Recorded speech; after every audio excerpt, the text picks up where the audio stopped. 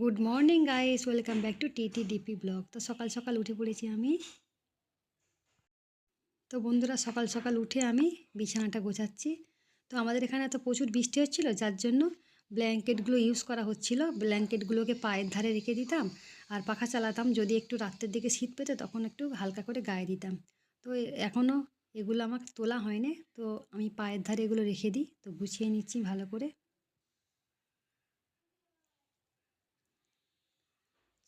তো এর বাবার অ্যালার্জি আছে, তো সেই জন্য অনেক চাদর ইউজ করতে হয়। কারণ প্রতিদিন একটা করে চাদর এর বাবাকে আমি বিছিয়ে দিই, নতুন নতুন চাদর, মানে কাঁচা চাদর, যাতে ওর বাবার অ্যালার্জিটা না হয়। তোর বাবার একটু অ্যালার্জির ধাত আছে, মানে বিছানায় শুলে কাশি হয়। সেই জন্য ডাক্তার বলেছিল যখনই শোবে একটা করে বেড কাভার চেঞ্জ করে শোবে। তো সেই জন্য ওর বাবাকে চেঞ্জ করে করে দিই।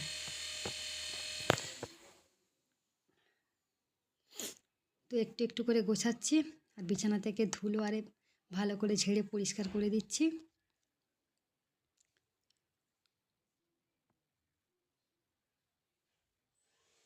তো ক্যামেরাটা একটু সিধে করে দিচ্ছি, কারণ ক্যামেরাটা একটুখানি সরে গেছিলো, আমি বুঝতে পারিনি আগে। তো এই যে চাদর গোছাচ্ছি, অনেকগুলোই চাদর।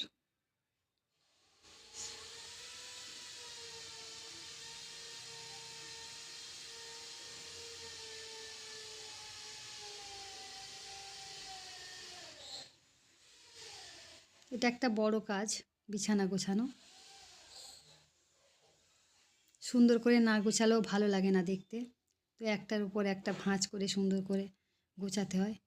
তো আমি ধুলোগুলো ঝেড়ে বিছানাটা একটু টান টান করে দিচ্ছি। ধুলো বলতে সেরকম কিছু ধুলো নয়, তবু মানে একটু যে বালি বালি ভাব থাকে সেইটা আর কি।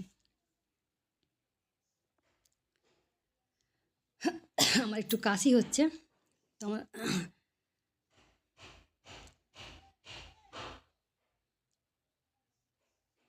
তো মোটামুটি বিছানাটা গোছানো হলো আর কি।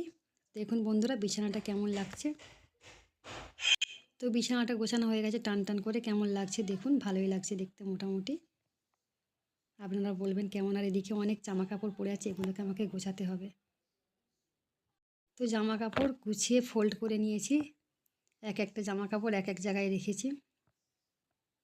তো আমার আলনা থাকলে হয়তো একটু ভালো হতো, আলনাতে গুছিয়ে গুছিয়ে রাখা, কিন্তু এর বাবা আলনা বানিয়ে দেয় না। বললো ঘরের মধ্যে জায়গা কম, সেই জন্য আলনাটা বানাবো না। তো আমার কাপড় জামা এক একটা জামা কাপড় এক এক জায়গায় রাখি, ওর বাবারগুলো এক এক জায়গায় রাখি,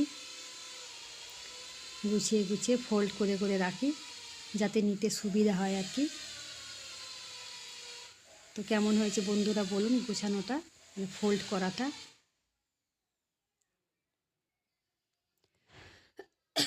তো আমার একটু কাশি কাশি ভাব হচ্ছে। তো উপরটা খালি রাখতে বলেছিল বাবাকে, আর এই দিকটা আলমারির পাল্লা এখনও হয়নি, আলমারির পাল্লা এখনও করতে হবে, এখনও বোর্ড লাগবে, লাগলে তবে পাল্লা হবে। তখন জামা কাপড়গুলো ভালো সুরক্ষিতভাবে রাখতে পারবো। এখন এইভাবেই রেখে দিয়েছি, পুরানো জামা কাপড় তো, পুরানো বলতে। তো বন্ধুরা, রান্নাঘরে চলে এসেছি, দেখতেই পাচ্ছেন এই যে কত বাসন, অনেক বাসন জমে গেছে কালকে রাত্রের বাসন। তো এইগুলোকে আমি মাজা ধোয়া করব, মাজা ধোয়া করে তারপর আটা মাখবো, আটা মেখে রুটি করব, সবজি করব। তোর বাবা অনেক সবজি এনেছে, মোটামুটি সবজি এনেছে, মাছ এনেছে, ওইগুলোকে আজ বাছা ধোয়া করতে হবে। তো আমি আপনাদেরকে একটা মাছ দেখাচ্ছি, দেখুন এই মাছটা। আপনারা বলতে পারেন কি কী মাছ। এখানে তো বলে মাংড়া মাছ বলে, এগুলোকে মাংড়া, এগুলোকে সাউথে বলে মাংড়া। টক ফল দিয়ে এটা বানাই, আমি টক ফল দিয়েই বানাবো এটা। তো দেখে বলুন এটা আপনাদের ওখানে কী নাম বলে, আমার তো জানা নেই সেরকম একটা কী নাম বলে।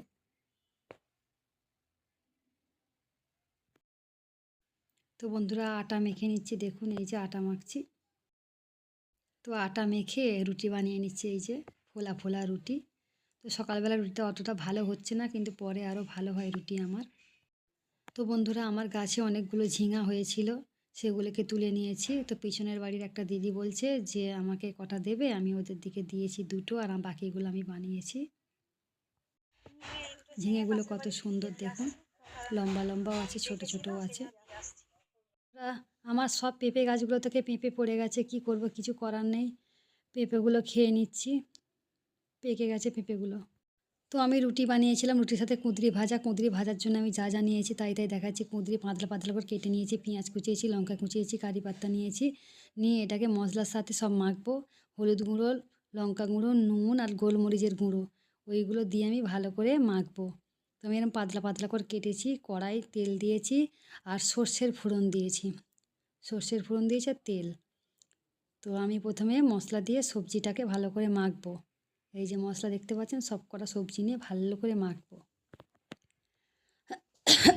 সব কিছু সবজি আমি দিয়ে দিলাম। তো এবার আমি এগুলোকে ভালো করে মেখে নিচ্ছি, যাতে কুঁদরিগুলো যেগুলো কেটেছি সেগুলো জুড়ে জুড়ে না থাকে, তার জন্য ভালো করে মেখে নিয়ে কড়াইয়ের তেলের সাথে ভাজবো আর রুটি দিয়ে খাবো। খুব সুন্দর লাগে বন্ধুরা, আপনারা একবার করে খেয়ে দেখবেন, অবশ্যই ভালো লাগবে রেসিপিটা। এই যে তেল আর সর্ষে রেডি হয়ে গেছে, এবার আমি তুলে দিচ্ছি এগুলোকে। ভালো করে ভাজবো, তবে এগুলোকে প্রথমে আমি একটু জোর জাল দিয়েছিলাম, তারপরে আমি ধিমি আঁচে এটা আস্তে আস্তে আস্তে আস্তে ভেজে নিয়েছি। তো ভাজার পর দেখাচ্ছি আপনাদেরকে কেমন হয়েছে। এই দেখুন, আস্তে আস্তে দিয়ে আমি এটাকে ভালো করে ভেজে নিচ্ছি। কালারটা খুব একটা ভালো আসেনি, কিন্তু ভালো কালার হয়েছে। ফোনেতে ভালো কালার লাগছে না, কিন্তু কালারটা খুব ভালো হয়েছে। তো রাজু ভাই কাজে এসছে আমাদের, রাজু ভাইকে আর এর বাবাকে দুজনকে রুটি তুলে দেবো। এই যে থালায় করে কুঁদরি ভাজা আর রুটি, এইটুকুই হয়েছে আমাদের সকালবেলা খাবার দাবার। তো বন্ধুরা, আমার ভিডিওটা কেমন হয়েছে একটু বলবেন, আর যদি ভালো লাগে অবশ্যই লাইক কমেন্ট করবেন। পরের আবার নেক্সট ব্লগ নিয়ে আসছি, ততক্ষণ tata bye bye, see you, পরে দেখা হচ্ছে।